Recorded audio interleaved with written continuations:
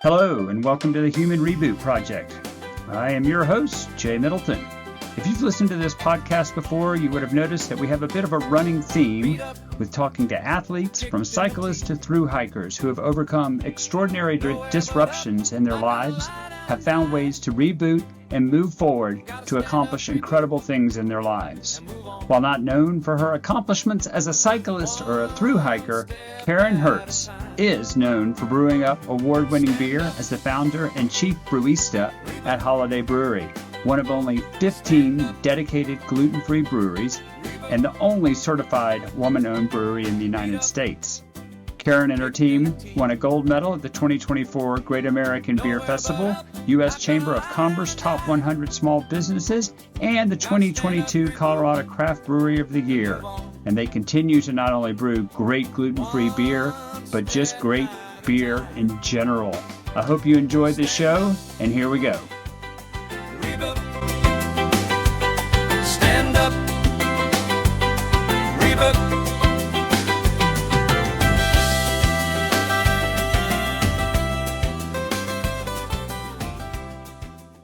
Welcome to the podcast. Love it. So happy to be here. Thank you for having me. Happy to have you here. And I am not a journalist, but I always hear journalists do this. So I'm going to start by a couple of quick disclaimers. I am an investor in Holidaily Brewing, a very small investor. And maybe we can talk a little bit about that later, about the public offering that y'all had. And you have also generously the last 2 years have donated a keg to a fundraiser that I do at the Golden Mill, which is just down the street from you in Golden. So let me just say thank you for that. It always means the world to me. And I think it's indicative of the cancer community, is that we tend to have each other's back. So thank you very much. Very much so. And the Golden Mill is a great partner and a great supporter of you as well. So just happy to partner all around with everybody. Yeah, absolutely. Absolutely. So let's just jump right in and let's just talk about how Holidaily came to be. Because as we were talking before we started, I don't think most people get 2 cancer diagnoses in about a year's time and then just decide to open a brewery. But that's kind of how it went for you. Yeah. I mean, not all 3 days in a row, but kind of close. So yeah, I first was diagnosed with melanoma in 2007 and had surgery and radiation for that. And then a year later was diagnosed with thyroid disease and thyroid cancer and had surgery and radiation for that. So really within a year's time frame, to your point, 2 cancer diagnoses. And in between the 2 cancer diagnoses, I had twin babies. So it was an exciting year for me. But what it ultimately led to was doctors, when you have either celiac disease or gluten intolerance, often some symptoms are skin issues and thyroid issues, and I had both. So it really led us down this path of maybe there's a tie there, and I was advised to cut gluten out of my diet. So at the time, I'm working at Coors and love beer, love the Colorado beer community. Tied to a lot of what you do, like beer and sports are really big in my life, après ski or bike ride or a hike or even tailgate parties, right, at sporting events. And once I cut gluten out, that wasn't a thing anymore. And I wasn't really interested in being the vodka chick at a tailgate party. So it led me to do research on ingredients in beer and ultimately figure out how I could make a gluten-free beer that tastes like a world-class beer, and brought that piece of my social life back into my life. Okay. And so I know that you worked for Molson, Yep. But you weren't a brewer for them, correct? No. Yeah, no, I primarily did distribution for them. So I got beer from the brewery in Golden to distributors in the central region of the U.S., which really came in handy down the road. So I had to learn a little about brewing. I am not a brewer. I would never claim to be it. I'm dangerous enough to drive real brewers crazy, but bought a homebrew kit and kind of learned the process and the pieces and parts. But at the end, I hired a professional brewer to do the brewing. Okay. All right. So you didn't you weren't like going after hours to the Coors brewery and sneaking in and practicing brewing. Not as far as they know. No, no, I was not. And I'm just curious. So did you, in sort of that home brewing, did you just start trying to brew like regular beer and just sort of testing it on people? Like, am I on the right track? And then switch to gluten, or did you just go Yep, head just first? started gluten-free from the beginning. And what I really found where the challenge was, there were a couple gluten-free beers on the market at the time, but they just were not good. They were really sweet and thin, and it just didn't taste like beer to me. It tasted more cidery. And so I started digging into it. And ultimately, all beer is really only made with 4 ingredients. It's grain, water, yeast, and hops. So water, yeast, and hops, I can get gluten-free very easy. The grain in most beer is barley or wheat, and that has gluten in it. And so we couldn't use either of those grains. So that was the piece I needed to really study and figure out, like, what are alternatives? And the beers that were being made at the time, they weren't using any grain at all. They were using syrup. So like sorghum syrup or rice syrup. And that was why that beer tasted thin or sweet, was because it was using a really sweet sugar syrup. So I wanted to find gluten-free grain to replace the traditional grain with, and found a company in Colorado. It's called Grouse Malt House. They're out of Wellington, Colorado. And they actually, buy grain from the farmers and then malt it so that people like me can make beer with it. And all the grain that they produce, all the grain that they malt is gluten-free grain. So I found her, and we source all of our grain from Grouse Malt House. Okay. Yeah. And so how do they get the gluten out of there? Or is that just too scientific for this podcast? Yeah. So it's never in there in the first place. So, okay. Yeah, gluten is a protein that's found in barley and wheat and rye. Okay. And so probably beyond this podcast and my knowledge, it's that protein is not in buckwheat or millet or rice or quinoa, corn. So there are, there's a number of grains on the planet. There's actually more grains on the planet that are gluten-free than are gluten-full. But there are a lot of benefits to gluten in a lot of the consumer packaged goods that we make. And so that's why those were the grains chosen to make beer initially or make bread initially. So really there's never gluten in these grains from the very beginning. And that's what makes it a really great supply for us to put in the beer, because it still has a lot of qualities of the grain, just none of the gluten. Okay. Yeah. And I think like a lot of people, when we hear gluten-free, when we're just talking about food in general, there's some sort of trade-off there. Yep. And I would definitely say I don't eat a lot of gluten. I'm not gluten-free, but there are things that I've had that are gluten-free that I'm kind of amazed that they're gluten-free. The one that comes to mind is Whole Foods does these incredible chocolate chip cookies that I was eating them for years before I discovered they were gluten-free. So yes. Is there, when it comes to the beer, though, are there any sort of changes to without giving away trade secrets here, are there any sort of changes that you have to make to the brewing process to get, because your beer tastes like, I don't think most people, if you gave them one of your beers and didn't tell them it was gluten-free, they would say, this is good beer. They wouldn't say this is good gluten-free beer. So exactly. How did you get there? Yeah. Obviously a lot of trial and error, but I think people think I'm going to say, oh, it's this wildly different process. And that's not really the case. We follow really the exact same process of traditional beer. It's one, we have to replace the grain, like we talked about.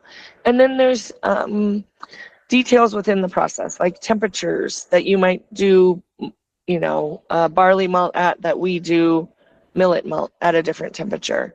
And then there's other things where the reason barley and wheat are great for brewing is because they're really efficient. So out of, a certain amount of barley malt, you would get a certain amount of sugars to make a certain amount of alcohol.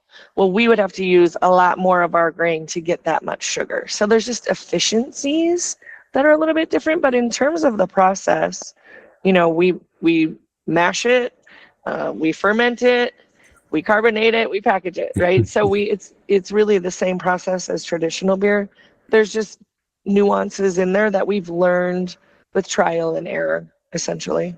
Okay. Yeah. Yeah. And as I mentioned earlier, before we started the podcast, some of my beer nerd friends heard that I was interviewing you today. So I want to make sure I get to their questions. And the first one was about, let me just make sure I'm asking this correctly. That first question was about around the millet and the buckwheat, and are they actually grown here in Colorado, and are they sustainable crops here in Colorado? Which I think, yeah. So this malt house that we source from in Wellington called Grouse, she was looking for alternative grains to use, right? And what she wanted to do was use local grains. So, at your next holiday happy hour, you can drop that Colorado is the largest millet state in the U.S. So, that's a real crowd pleaser. But millet was chosen because it is local. Buckwheat's chosen because it's local. Colorado is a huge millet producer, but also same as like local states. So Wyoming and Nebraska are also states that she pulls some of these crops from. Okay, good to know. Yeah, I always love to drop a millet fact at a family gathering. If the party's dead, it's a really good fun fact to pull out of your pocket. One of the other questions that they had was they've heard that it's very difficult to become a certified gluten-free in a brewery. If you could just talk about that. Is there certain extra steps that you have? Is there a gluten-free society that you have to answer to, or So the rules are in beer, if all the ingredients you put into a beer are gluten-free and you test it once it's done, and it's gluten-free, you can label it as gluten-free. But I wanted to go further and certify our beer as gluten-free. So you'll see on all our cans, all our labels, that certification. And I really wanted the end consumer to feel very safe and know that the product they're drinking was safe. And also they audit us and ensure that we're doing everything correctly, so I can sleep at night and make sure we're not getting people sick, right? But one of the unique things about Holidaily versus other breweries, and why it's really hard for other breweries to do this, is that we're a dedicated gluten-free brewery. So what that means is all we make is gluten-free beer. So cross-contamination is impossible because we don't ever put any gluten anywhere. Even in our building, in our production facility, brewers cannot be eating a sandwich. Like, we don't bring gluten into the facility at all. So while it is a lot of work, it's tedious to get this certification. We're audited, we have training requirements, we have testing requirements. It's a lot easier for us because of that differentiator, right? But if you're a traditional brewery, and if you know a lot about brewing, there is dust essentially everywhere. It's grain dust, right? So when you're pouring a bag of grain into your mill or into your mash, there's dust coming out of that, right? And that it's in the air, it lands on everything. That gluten, within the grains and within the beer and the end product runs through every pipe, every connector, every vessel, everything. Canning line is a lot of tubing, runs through all of that. So if you're a traditional brewery and you want to make a gluten-free beer, it's almost impossible to avoid that contamination because of that issue. So that's why, to go a step further of even getting certified is very, very difficult, because it's, the tanks you can clean readily easily. If you think about dishes in a dishwasher, the tanks are metal. It's all the other pieces and parts and really the dust in the air that it's almost impossible to safely brew a gluten-free beer in a traditional brewery. So breweries like us do it, and then no one else has to worry about it. But that certification and that dedication to being truly gluten-free has also opened up some doors for y'all, because if I remember correctly, you're like the official beer sponsor of like a celiac cruise. Am I remember that correctly? Yes, good memory. Yeah. I mean, it opens a ton of doors for us because consumers are demanding it, and we really are growing and becoming what I hope like the goal is to be the obvious choice for gluten-free beer, right? So there is a company called the Celiac Cruise, and they rent out cruise ships all over the world and make them entirely gluten-free. And our beer is on every celiac cruise all over the world. So in January, it'll be in Australia and New Zealand on this celiac cruise, which is insane and so cool. And I've gotten to go to 2 different European river cruises to represent our beer and help host the party. That was not my worst work trip ever. So yeah, I mean, that's been a huge opportunity for us, and I mean, life-changing, honestly, for me and for the brand. Yeah. Yeah. Are any other sort of like sponsorships outside of the cruises, or? I just think opportunities, grocery chains are learning that there's a lot of gluten-free shoppers out there that spend a lot of money, and they want to have really tested and true gluten-free options on the shelves. And so, we get, a lot of exposure to the Kroger's and H-E-B's and Safeways of the world. And even another huge place that I love, back to my sports obsession, is stadiums. You want to have a beer at a baseball game. So Holidaily's in Coors Field, and we're in Ball Arena, and we're in Folsom Field. So people can have a beer at a sporting event or a concert, which is really cool. Yeah, and not just limited to Colorado. I don't remember the exact number, but I think it's like about 12 or 13 states where the beer is distributed. We're in 13 states now, and that goes across the board with some of these opportunities we're getting.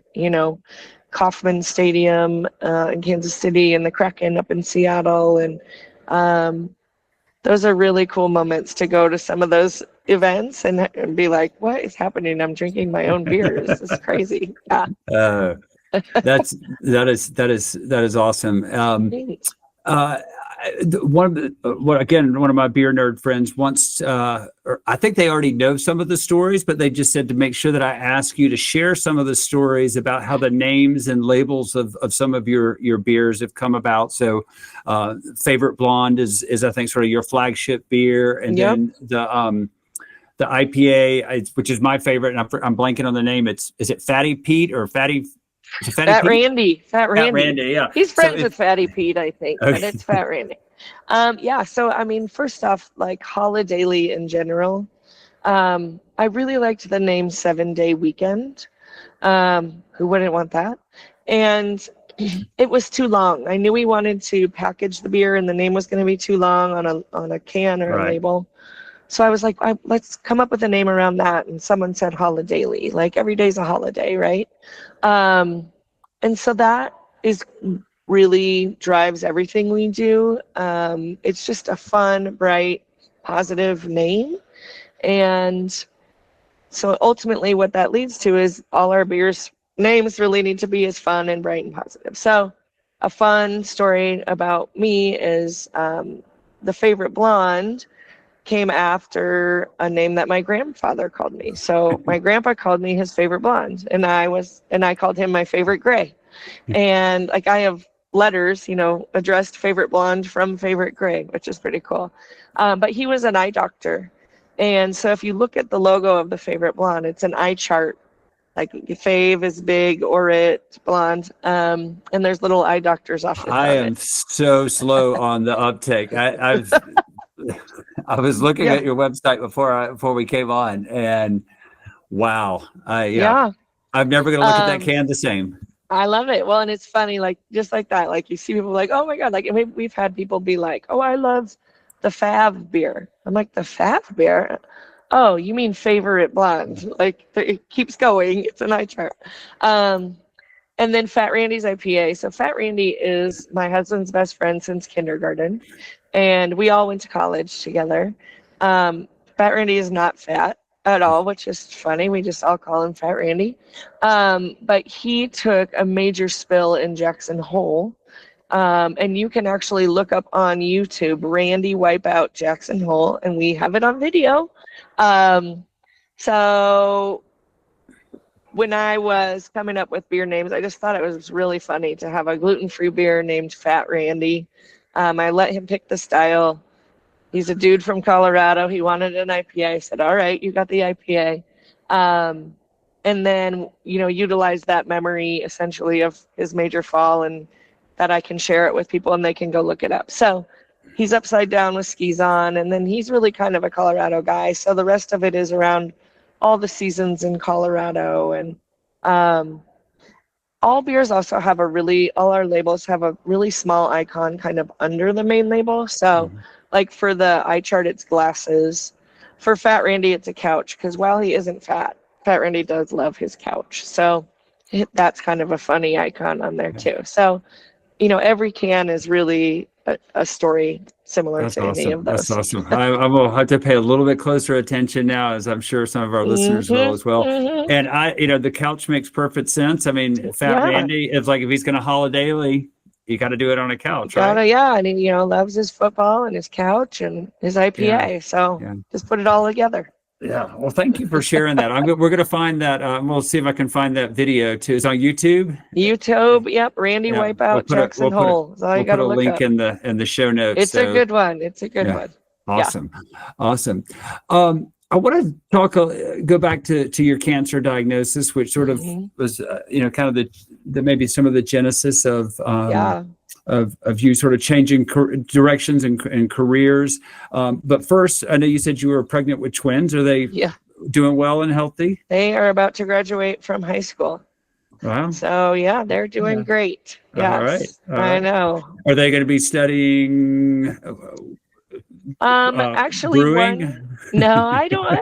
One is business, so probably like finance, economics. One actually has had some similar, not cancer issues, but food allergy issues to me, and she's showing some interest in studying that potentially. Okay. I don't know if that will really happen, but she's more of a scientific brain, and one is more business finance. So we'll see. Yeah, and food and nutrition, I think, is one of those things that we just thought of as, in my mind, is we just always used to think of food as food, and not really food as having healing qualities and fuel and what we put in our bodies can make I don't think anybody with celiac disease they would be like, duh, of course it makes a difference what you put in your body. But so one of the things in terms of that cancer diagnosis, I did some research on you before, and there's tons of interviews with you, and there's a lot of the interviews, people asking about your positivity. And I'm going to read you a quote from, I just love this, from a gentleman. I think he's a wellness coach. He's had cancer himself. His name was Savio Clemente, and he quoted you in an article that he wrote. It said, "There is always something to be thankful for. Surviving cancer in a way eliminates fears we all have. And for me, it ultimately reinforced that I needed to make the most of every day I am given. That's the entire message of our brand, Holidaily. Make every day a holiday. And I attempt to exude that with my family, friends, staff, and customers." That probably wasn't just caused by having cancer, but if you could maybe just sort of speak a little bit about sort of your outlook on life and how it helped you navigate cancer and then going on to be a beer entrepreneur. Yeah, I think a lot of it really came from, I'm the baby of the family. So I have an older brother and sister, 11 and 13 years older than me, so quite a bit older. So you could say I was spoiled, but I'm nice.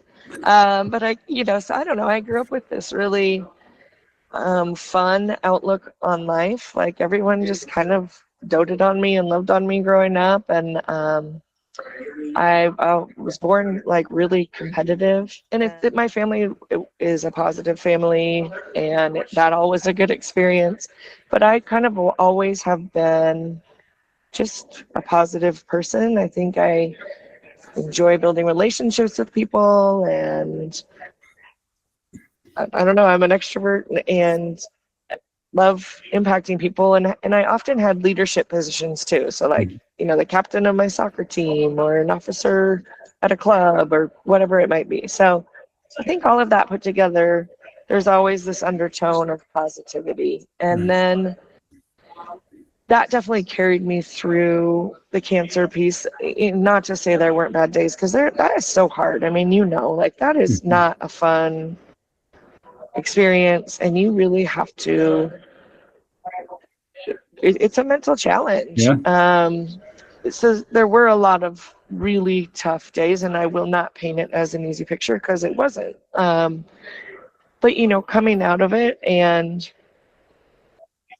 two things I said, in your quote were, one, when you think about death and you're scared of it, and it's like literally probably the scariest thing to all of us because it's the final thing, one of the scariest, right? And I wouldn't say I faced death because my prognosis was so good, but just the word cancer is scary enough that you're like, okay, this is legit. It eliminates some of that fear because you're like, yeah, all that happened to me, and now all these other things that maybe I used to be scared of, I'm not, because I've already been through this, and that was really bad. So I think it does either it raises your tolerance of fear. Like you're like, okay, a lot of things that were scary to me aren't that scary to me anymore. And then the other was, I already had this baseline of positivity and really wanting to influence others and motivate others. And so it just made me double down on that and lean into a skill and a belief that I already had. Because it also made me realize, I was 30 years old and diagnosed with 2 different cancers, and I have always been in shape. I've always been an athlete. Nobody in my family ever had any of this. And so it makes you realize this can happen to anybody. This isn't a set thing for anyone. And so you're not protected and you're not safe. So you just got to go out and make the most of what we're being given here, I think.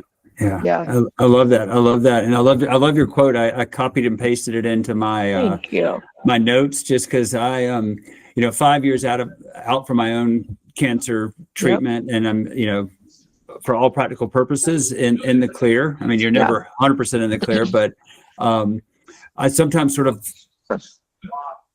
find myself moving away from some of those memories and thoughts that I had when I was going through my treatments. And so whenever I come across something like your quote, I always try to take a moment to pause and read it, save it somewhere, as a reminder to myself that, you've been through worse. Whether it's, I'm a big cyclist, so whether it's, just a long climb, it's like, this is a privilege you get to be out here doing this climb. This is a privilege that you get to be, drinking a beer afterwards. So thank you for that. Thank you. And I think, something that you said that just resonated too was in being a cyclist or an athlete, which is one of the reasons I love sports so much, is a lot of those skills that you use to get over a big hill, or you're in a tough game and you're down and you're trying to come back.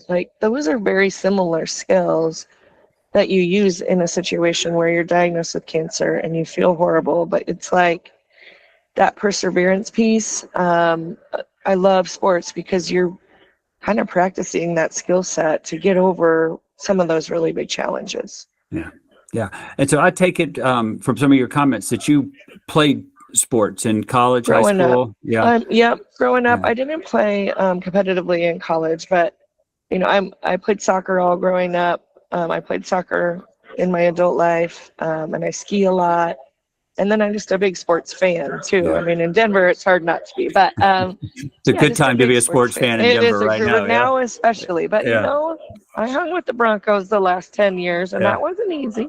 But I just, it's a similar skill set, and I love being able to, take the skills you learn in one area of your life and just repeat them over here, and it makes sense.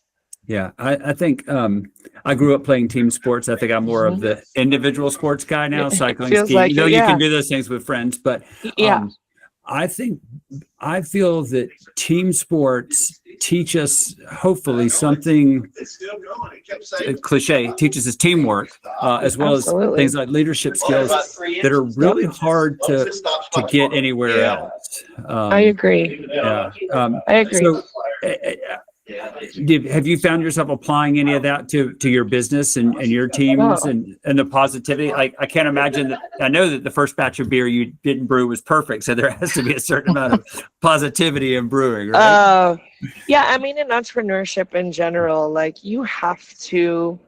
um, you have to be positive. You have to kind of be the ultimate optimist. And we might get into this. We had talked a little bit about it before, but like all the I read about or see is like, craft breweries are struggling and people aren't drinking as much. Yeah.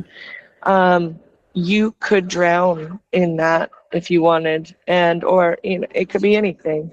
So you really have to be an optimist. And then I think, for me, I want that to resonate throughout our entire company. And so when Jay walks into the tap room, like he feels it, like it's palpable. I want the whole place to be positive, from our sales reps to our brewers to our taproom people. And I think I love selling beer, right? I love this industry. I love selling beer, but I also really like building a team. That's so rewarding to me and motivating people. And, we all go to work 40 plus hours a week. And so it better be for something that you really believe in and really want to do, because in that time you're away from your family, you're away maybe from your bike or some activities that really feed you. And work may not be your very most favorite activity in the world, but it is something that I want you to enjoy being at and being a part of. And I feel like one of my strengths and something I'm really focused on is as much as selling beer is creating a great work environment and culture for people. Yeah, work is always better if you're working with and around great people. So much so, yeah. I think everybody could relate to, like, they had to sit next to that person in the cubicle or whatever. Cutting their toenails. Just like, oh God. Oh, you're bringing me down. Well, let's talk about the state of the craft brewing industry right now, because here in Colorado, there's been a lot of news about breweries closing, some of them longtime breweries, some breweries being absorbed by other breweries or trying to form partnerships for more financial stability. I feel, and correct me if I'm wrong, because I'm not the craft brewery expert, but I feel, and one of the reasons I chose to invest in Holidaily is that y'all have carved out a very, very unique niche in the market. And granted, other people could step into that, but going back to your point about brewing gluten-free beer in a regular brewery is really hard. It is hard. Yeah. So I mean, a lot of the headlines we read are, craft beer is slowing down. And I do think, it's very possible it was oversaturated. I absolutely think that multiple breweries were hurt by COVID. And I hate to blame stuff on COVID, but it's a reality. Yeah. And, what happened with COVID were a lot of these breweries were just tap rooms. This was, a guy that wanted to have a place, drink beer with his buddies, and made pretty good beer and sold it and just wanted to run a tap room. And there's good margins in the tap room. Your only costs are really pouring the beer out. But what happened with COVID is the tap rooms get shut down. So the tap rooms got shut down. And you could do beer to go. But if you are one of 250 craft breweries in Denver doing beer to go, and someone wants an IPA, you might get that sale, but you might not. We're like with Holidaily, we were the only gluten-free brewery with an IPA. So we had people driving from out of state, from Durango, from Telluride, from all over to come pick up beer to go from us, right? That's amazing. We hung in there great. We grew during COVID in sales, but these other tap rooms, their sales were down. And so, okay, we got to get creative. We got to pivot. Let's start distributing beer out to the liquor stores. So they invest in canning lines, which are expensive and a pain, honestly. And they're not profitable at a really small level. But it's the only way they could get revenue. So then they start packaging some beer and they put it out in all these liquor stores because their tap room's still closed. Well, then it's time to open the tap rooms up again. They're still canning, which is expensive and not making money. And they opened back up, and then the tap rooms, people didn't end up going back to the tap rooms post-COVID. Everyone still stayed at home. And so they're bleeding because they're still making beer that's going out to liquor stores, which is just doesn't make money. It's not profitable. And their sales are done in the tap room. And so it was kind of this double whammy.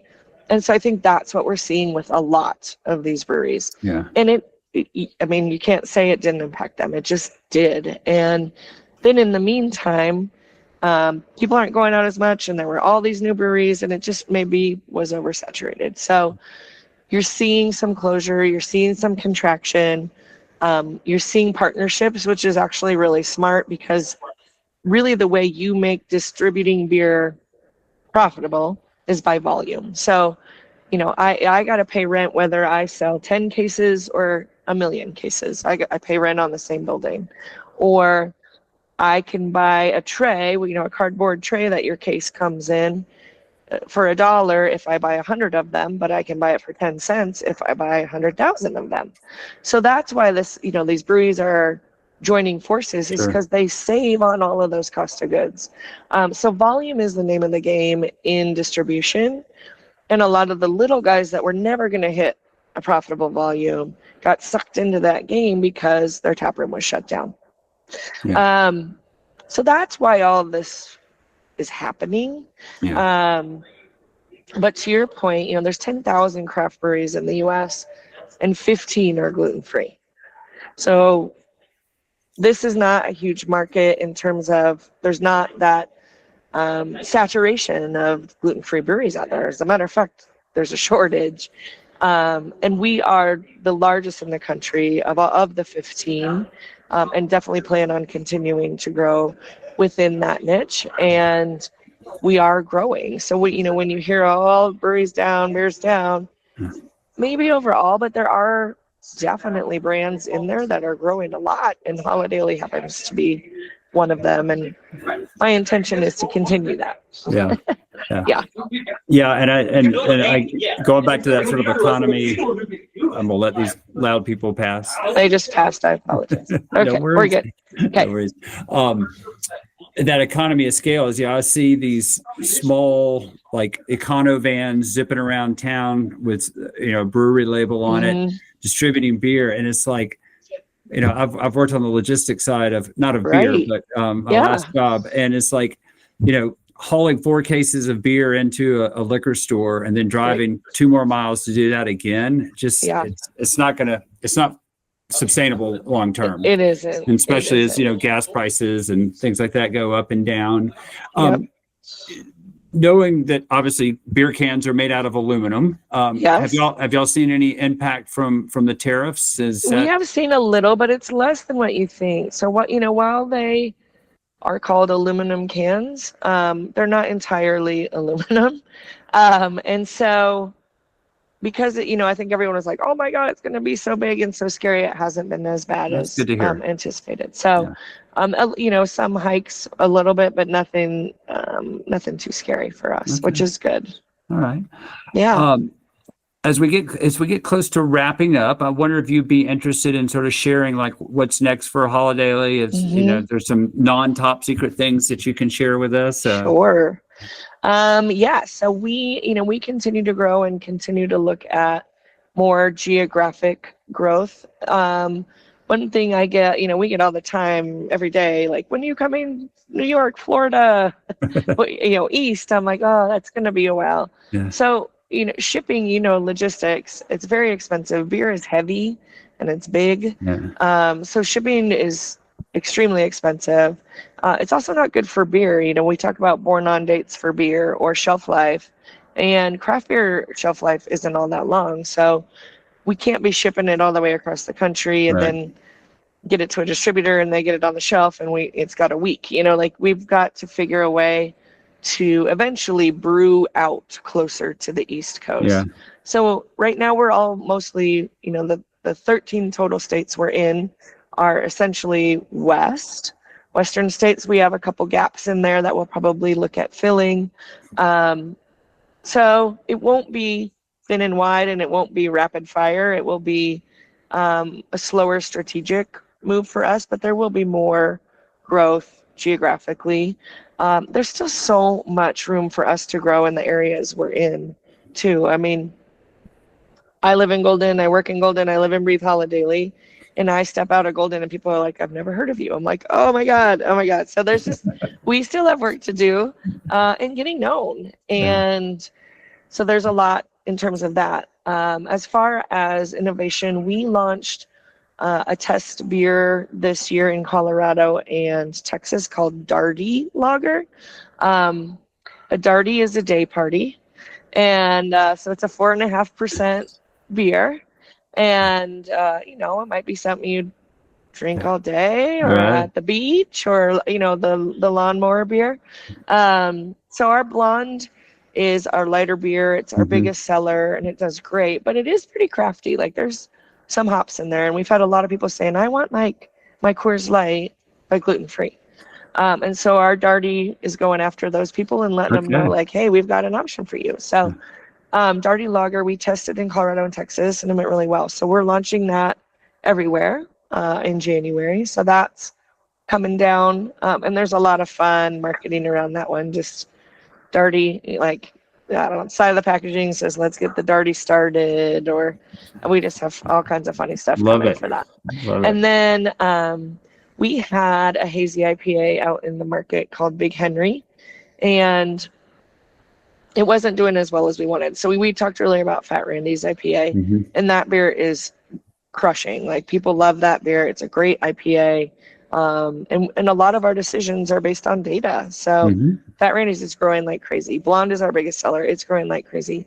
And we had a hazy IPA that wasn't growing like crazy. So we thought really primarily it was around consistency in the brewery. Like sometimes it would be amazing and sometimes not that great.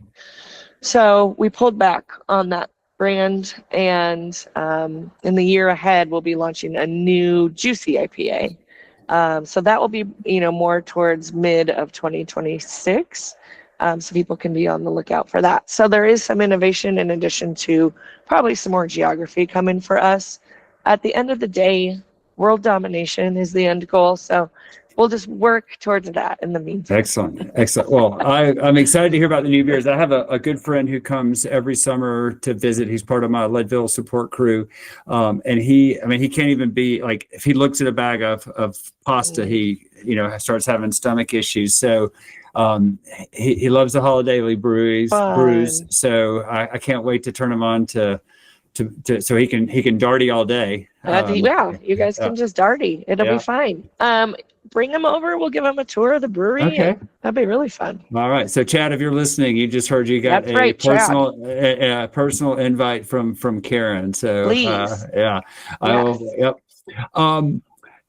All right, so we're about to wrap up. It's time for the pop quiz section. Oh, yeah. And one of the unique things about this podcast is that you get to customize it to a certain extent, Karen. And by that, you get to, we have a theme song, but the theme song musical genre changes every week based off of our guest preference. So I don't need you can give me particular musicians, but basically just genres, and I just use the power of AI to craft a new song. So as someone who likes to Darty every day, what musical genre should we use for your theme song? Maybe we need like a Jimmy Buffett style. Okay, so sort genre. Of that beach summer breezes, beach type. Okay, all right, I like that. Okay. I like that. Okay. So look, you're 1 for 1, 100% on the pop quiz right now. So nervous. So as someone yourself who has to eat gluten-free, what's the one food that hasn't been perfected yet for those who are on a gluten-free diet? I think I would say, pizza. Yeah. Is that because of the cauliflower crust, or that's what I see a lot of folks getting in? Yeah, it's getting better. Like some are definitely getting better. But I think that's probably a big one for me. Okay. Yeah.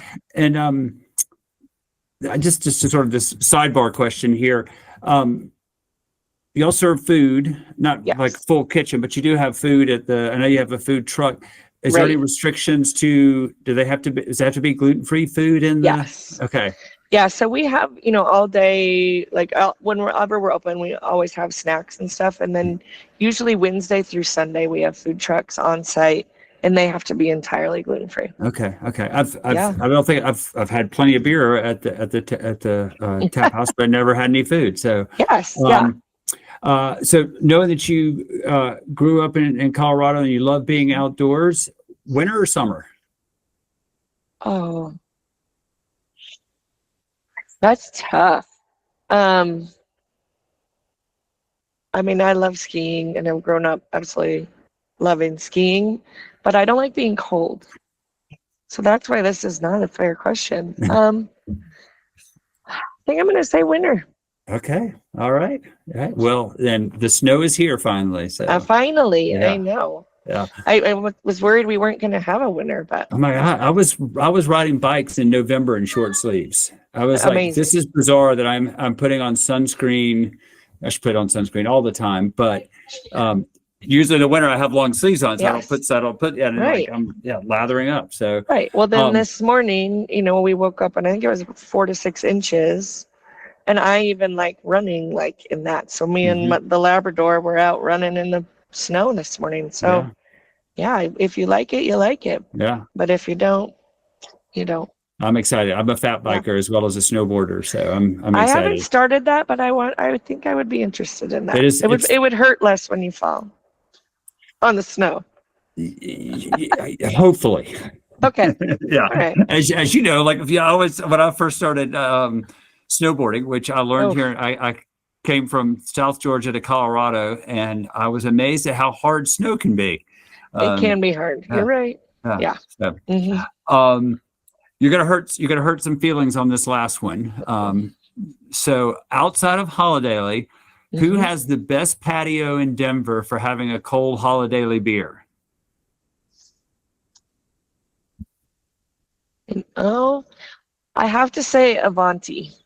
Okay. Do you know where Avanti is? So Avanti had the 3 locations I can think of. One is downtown Denver, and Avanti is like a food hall concept. Yeah. So there's a lot of different options, and there's an arepas stall that I love because it's all gluten-free.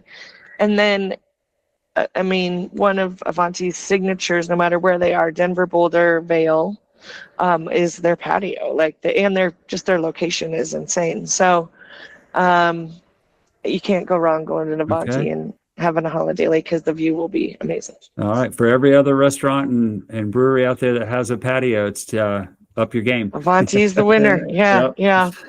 Cool. Well, Karen, thank you so much for taking some time out today to chat. It's been great.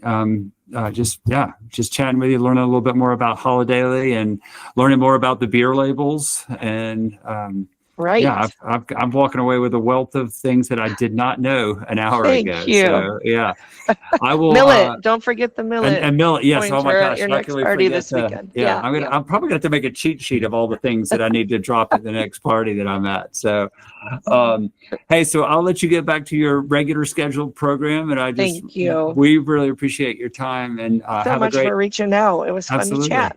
Yeah. So I will see you at least when Chad gets here this summer. We're going to hit you up for a brewery tour. So I would love that. But hopefully sooner than that. Okay, awesome. All right. Well, thanks. Karen, thank you so much. Yeah, thank you.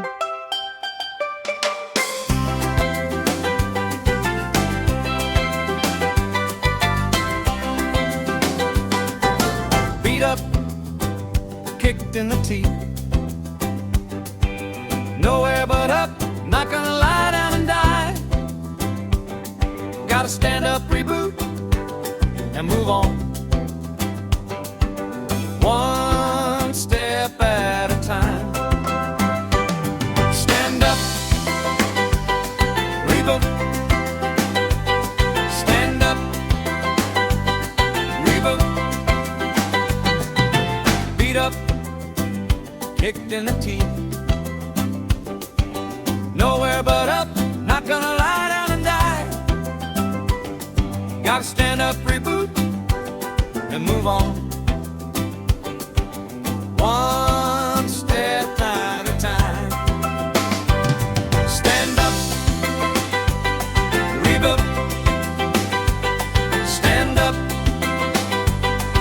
book.